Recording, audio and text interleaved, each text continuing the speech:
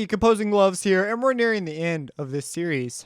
After this, you'll be moving on to more advanced things or maybe other basic series, but you'll be able to understand things much easier. So this one is on distortion versus noise.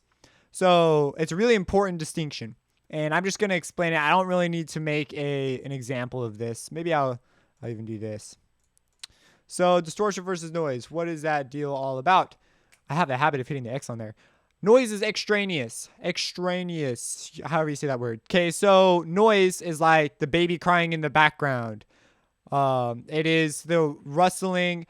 Now in systems, you'll have what's called a noise floor. I guess that this is something that's pretty important. So noise floor. A noise floor is the point where if you were to reduce your signal past the noise floor, you would just hear noise. Digital systems have an extraordinarily low noise floor, like a super low noise floor. And analog systems generally don't. They suffer from things like tape hiss, which brings their noise floor up.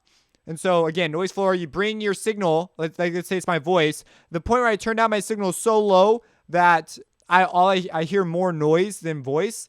That is my noise floor.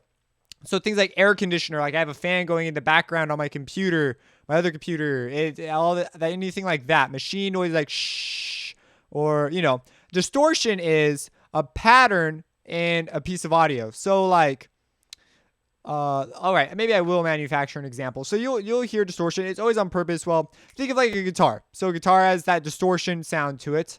If we were to come over here, let's just add in a harmonic.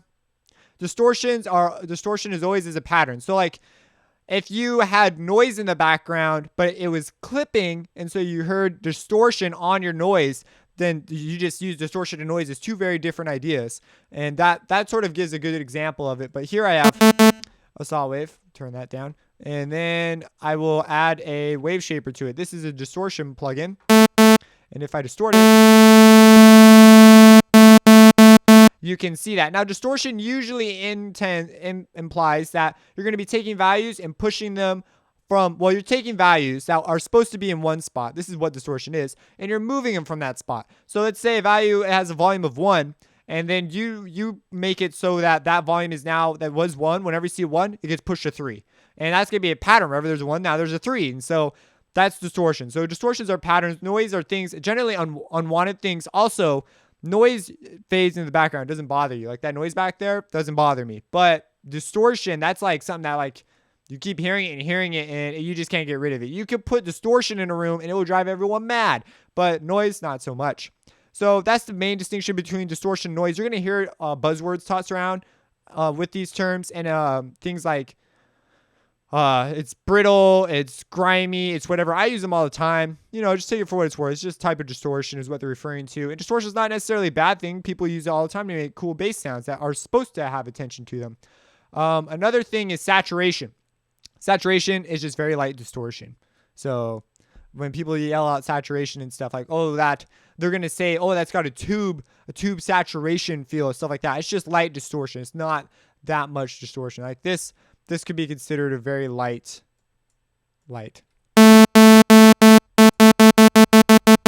Some might say, that's saturated. It's not distorted. It's the same thing. It's just less distortion. So if you have any questions, let me know. Subscribe and have a blessed day.